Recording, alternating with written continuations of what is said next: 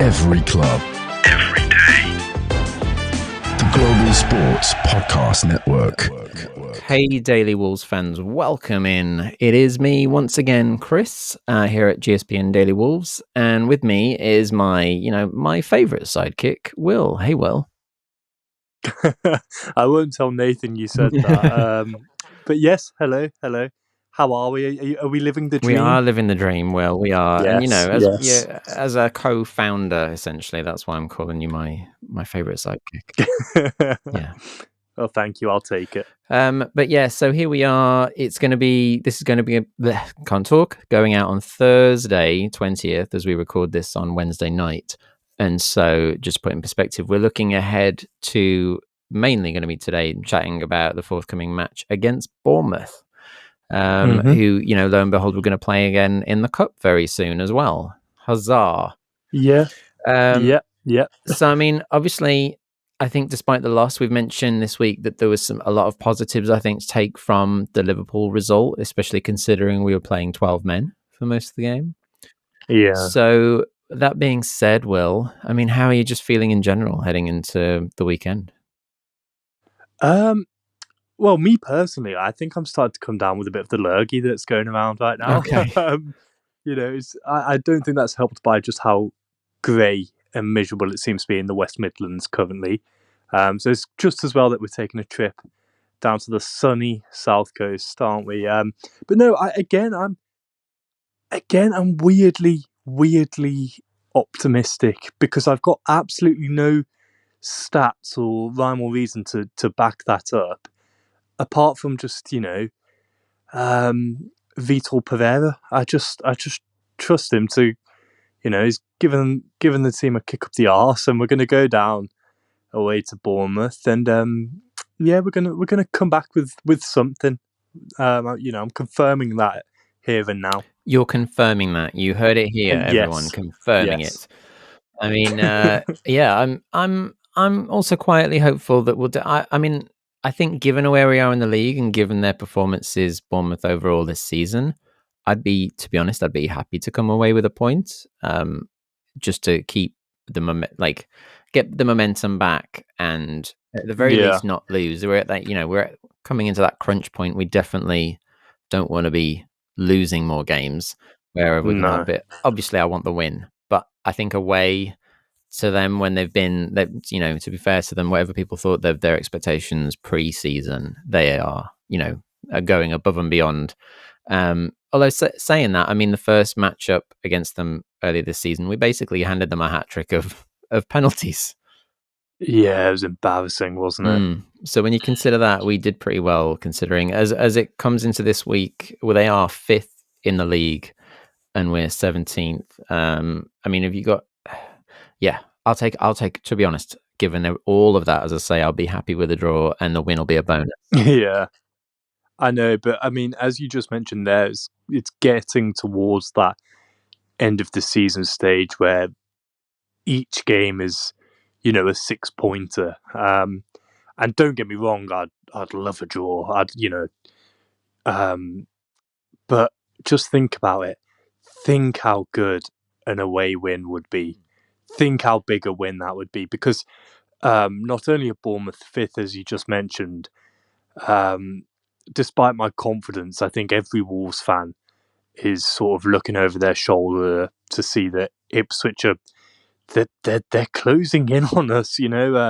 Just behind us. I think we spoke about before how is it 2 points behind? So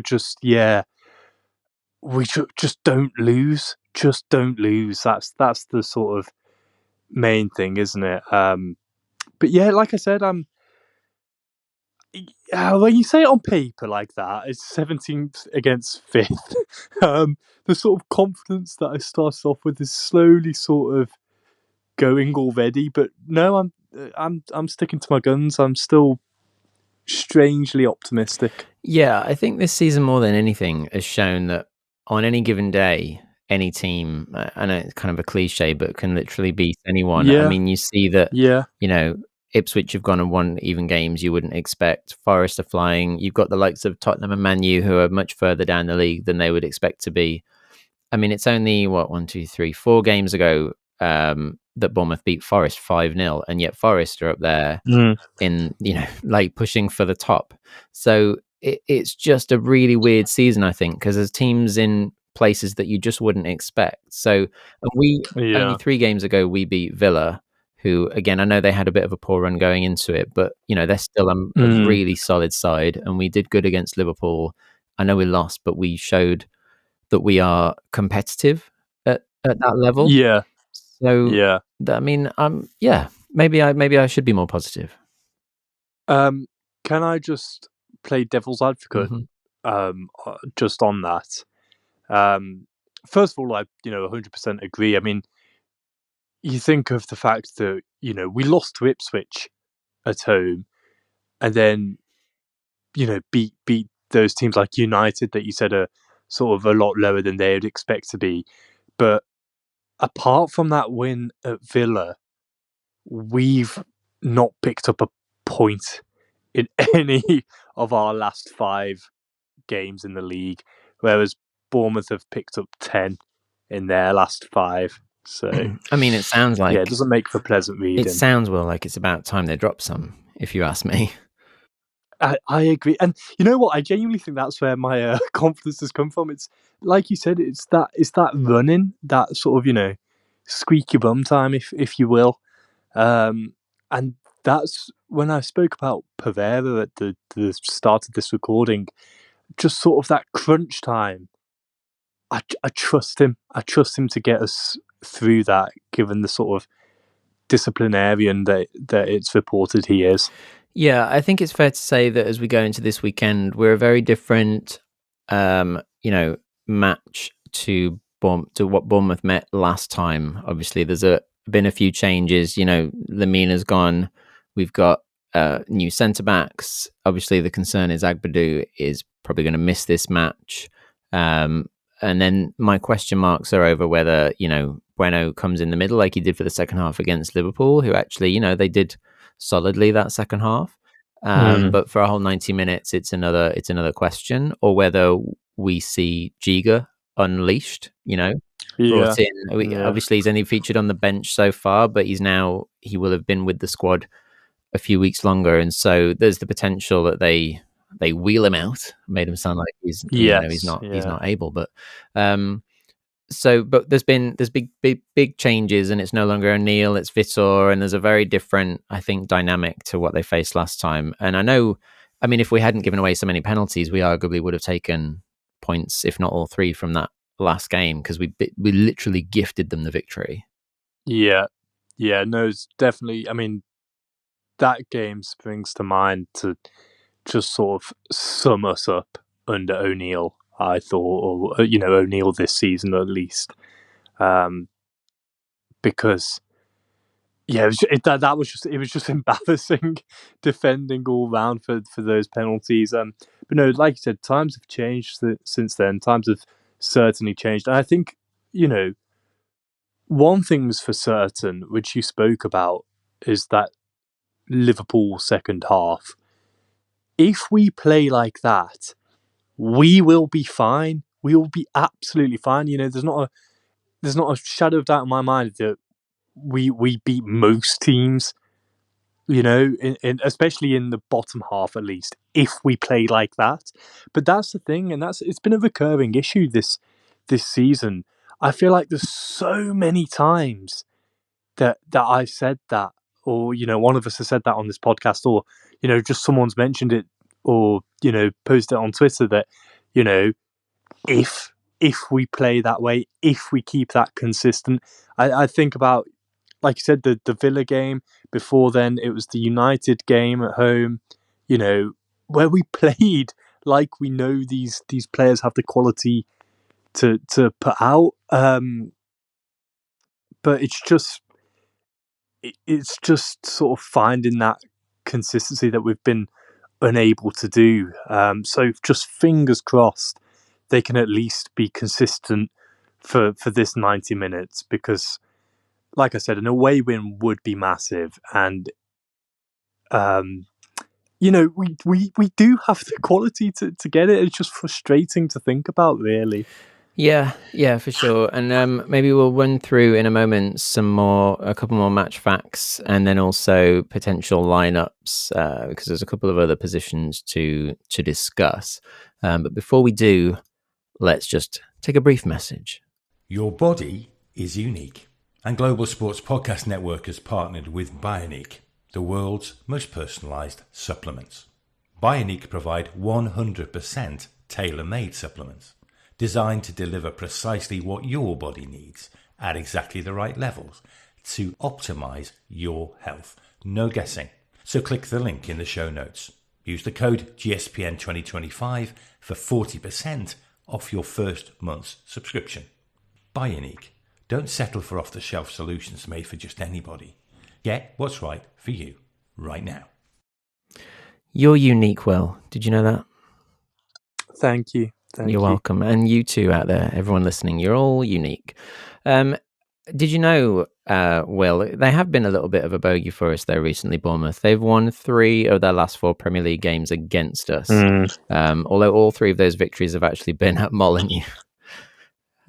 Interestingly. Yeah. And then Wolves are unbeaten in all 4 of their Premier League away games against Bournemouth, alternating between a draw and a victory each time. It's their most away games against an opponent without ever losing in the competition's history. So we do actually have we're terrible at home, but we're okay away. So maybe we'll be there's an omen there.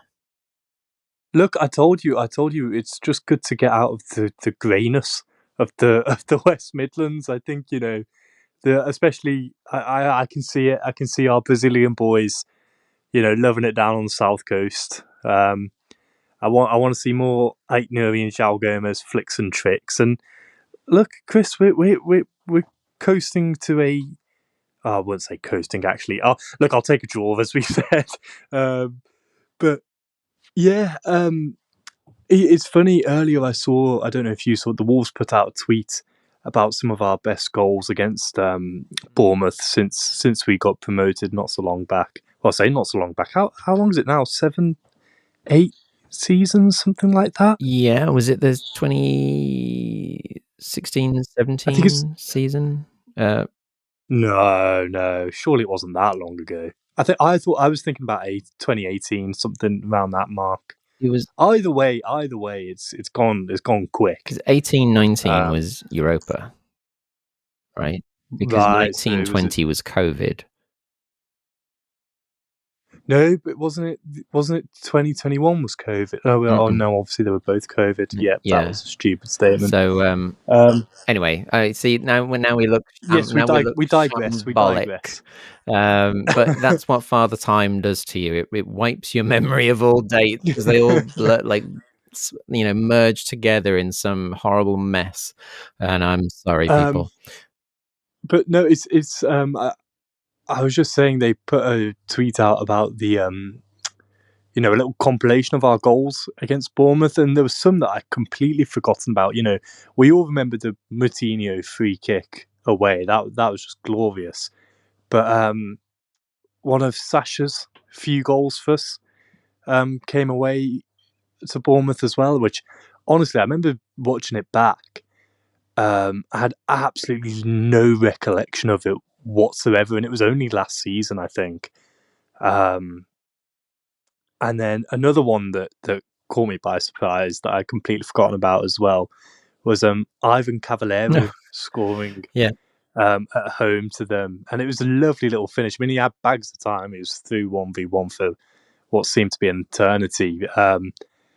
But yeah, it's just little blasts from the past that have, I think, ignited a bit of confidence in me. Well, that's it's nice to reminisce, but I'll pitch you a couple of questions. Okay, so the one is right, Bellegarde. If we think about the second half of last game against Liverpool that we mentioned, arguably the second half was stronger and was shored up a lot when the likes of Bellegarde came on, and even though he's playing the false 9, Giga added that different element to what Gedge was offering in the first half.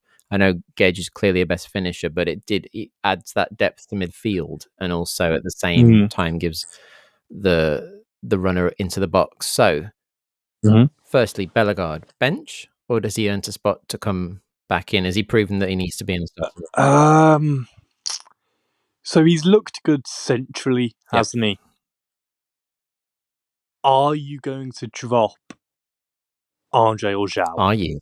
You know, sorry, I don't mean to flip that question back onto you, but my point is, I just think the two Brazilians in the middle, I just don't see how you can drop them. I think they are that good. I'm going to throw a slight curveball at you, though. You spoke about false nine, Munetsi playing in that false nine. I think position. I said Giga for some reason. I meant Munetsi. It's okay. It's okay. You know, I'll let you off.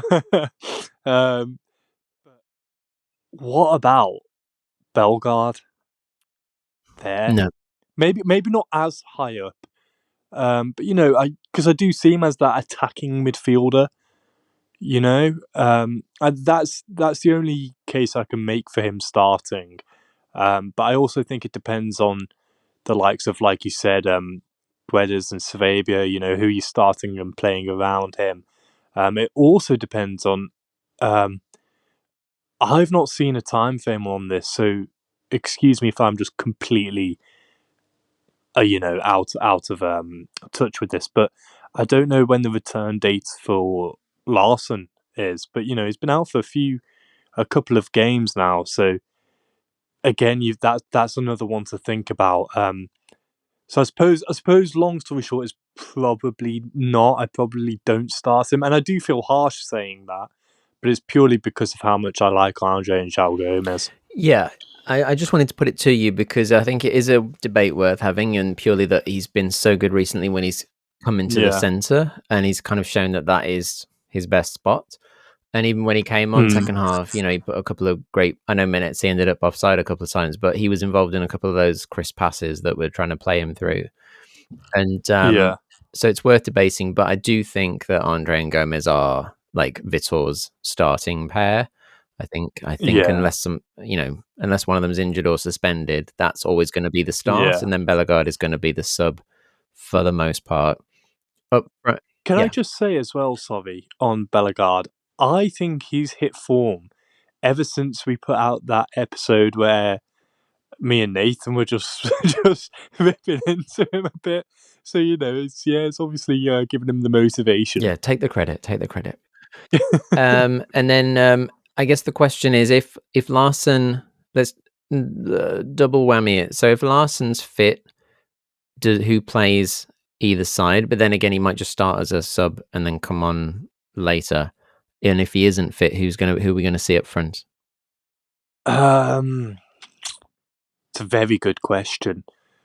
I would like to know what the situation with Rodrigo Gomez is, because Chris, I still don't know that, and I can't believe, again, unless I've just somehow missed something whilst I've been at work or something like that, I can't believe I've not seen anything about that. But let's assume he's fit.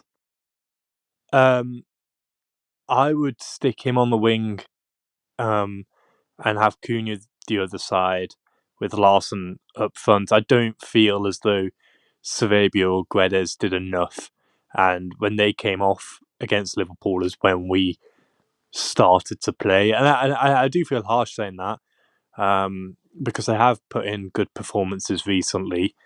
But I prefer the idea of Larson starting, and even if you can only play a half or 60 minutes, get that hour in.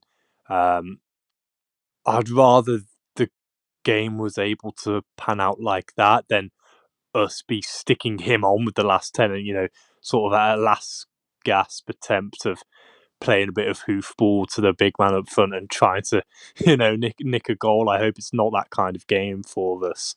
But yeah, so I suppose, when you actually think about it, there's a lot of questions, a lot of variables going into this weekend, and a lot of different options for us, and not all of them are negative ones. If you think about it, it's not like we're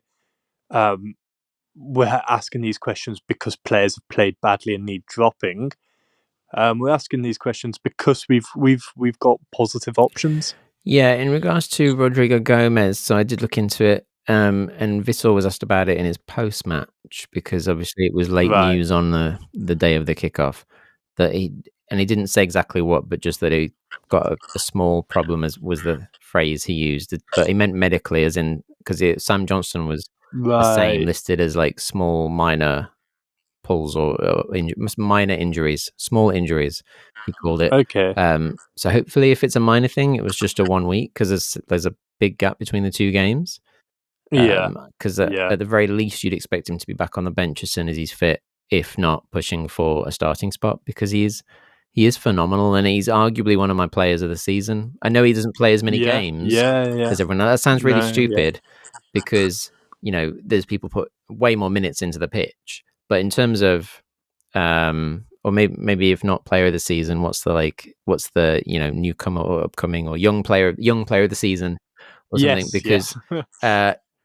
he's firmly a fan's favorite already, right? Every time he comes on, Mm. he's going to give you 110% every time. He runs Mhm. himself Mhm. ragged up and down the pitch like a whippet, and I just love that. And he always looks like happy and determined, and like in every interview he looks like so thrilled to be there. And when he's on the pitch, he looks determined, and even though he's like a couple of feet shorter than some of the people around him, he's still winning balls and getting stuck in, like, because he just leaps Yeah. like a salmon. He's I just love everything about him, and you almost just want all your squad to have that kind of enthusiasm. So he's definitely up Yeah. there for me as one of my players of the season so far. No, I 100% agree, and I've got a few points off the back of that. First of all, like you said about him becoming such a fan favorite in such a short amount of time, that's how easy it is, because it's not only his footballing ability. Don't get me wrong, like you said, he looks great on the ball, but it's the attitude. It's the attitude and the personality that we see come across, and the commitment that he gives that leads to players like him being so highly rated by fans. That's what you want to see. He's certainly seems to carry himself very well with the you know I like the humbleness as well, and just the work ethic. I think if we had a squad full of players like that with that mentality, I think we'd be about mid-table. But secondly, if it's just a minor injury for him, then just thinking ahead, although you mentioned that there's the whole week break in between Liverpool and Bournemouth. You mentioned that we're going to Bournemouth the weekend after as well. We've also got Fulham at home next week. So we've got a midweek game. So that's 3 games in the space of 7 days. So it may be that in that case we don't see him, or at least certainly not starting or playing 90 minutes. Not just from a tactical point of view for the game in isolation, but just looking ahead at the other fixtures we've got coming up, and keeping an eye on those, knowing that we're going to need players available, because it's a very, very busy week.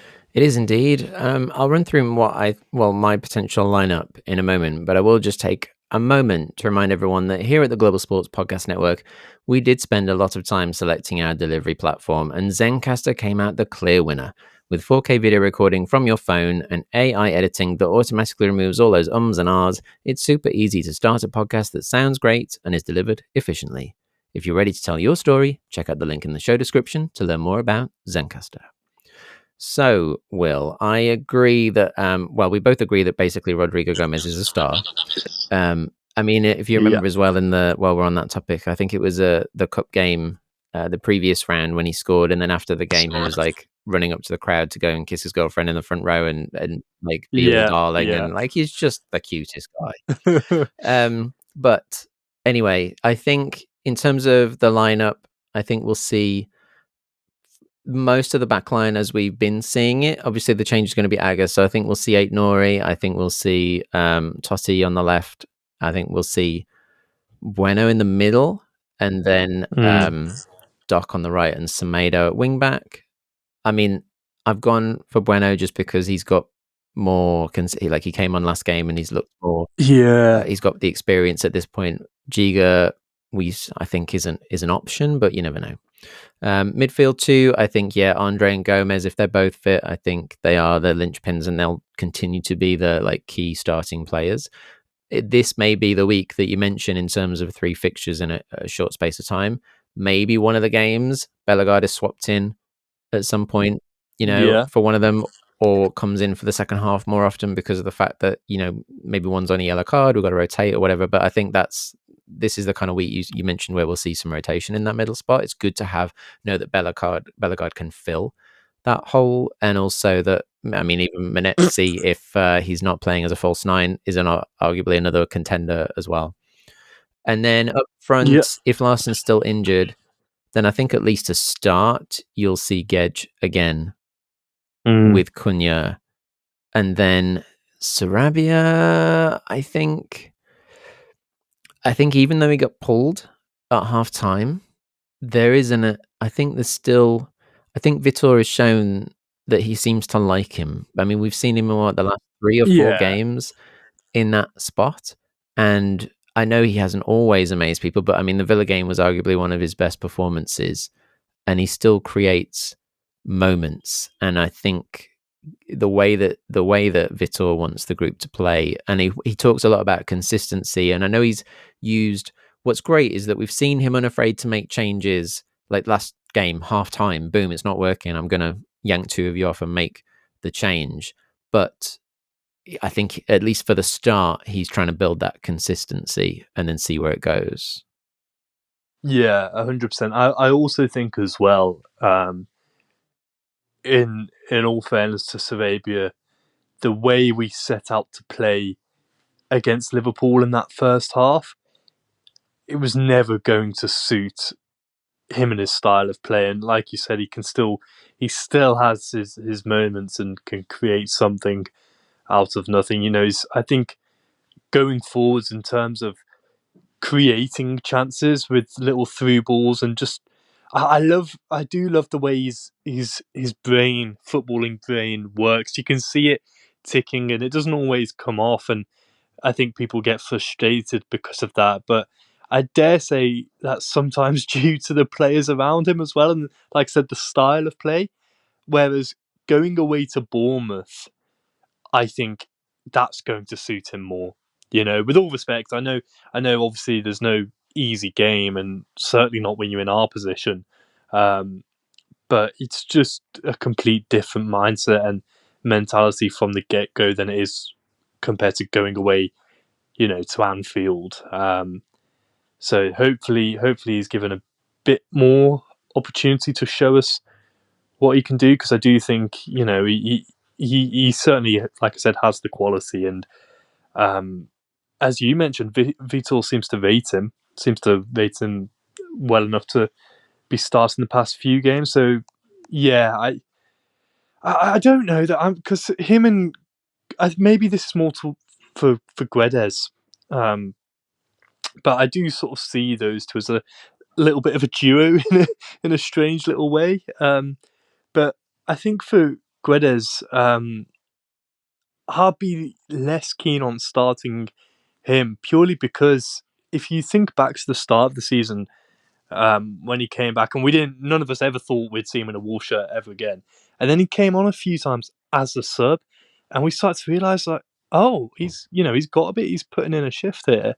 But since he's been starting, I don't know. I just feel like it hasn't really been clicking. I think the first half against Villa particularly, it did. He was just, on another day, he could have had 2 or 3 goals in that first half. If you think back, he was getting some great opportunities. The Liverpool game, I think, was always going to be a tough call. Him against the likes of, because he's not got the strengths of someone like Strand Larson. I know people say he doesn't hold the ball up well enough, but when you've got the likes of, Van Dijk against you, Gedge is going to struggle, I think, against that, the way we were playing. So I don't know. I think he's still okay to start, at least while Larson's out there. And yeah, I still think that Sarabia may start. I think it would be interesting if Gomez was fully fit and was able to start instead of Sarabia. I feel like he and Gedge showed in that previous cup round that they have a connection. They worked really well for that one goal that Gomez scored. And Gomez spoke in the interview afterwards about the fact that they have a good rapport and they're always looking out for each other in those moments. And I don't know. So maybe if Gomez was fit, and we could have seen more of that tandem. It's a shame that it's kind of come this minor injury has kind of conflicted with this opportunity.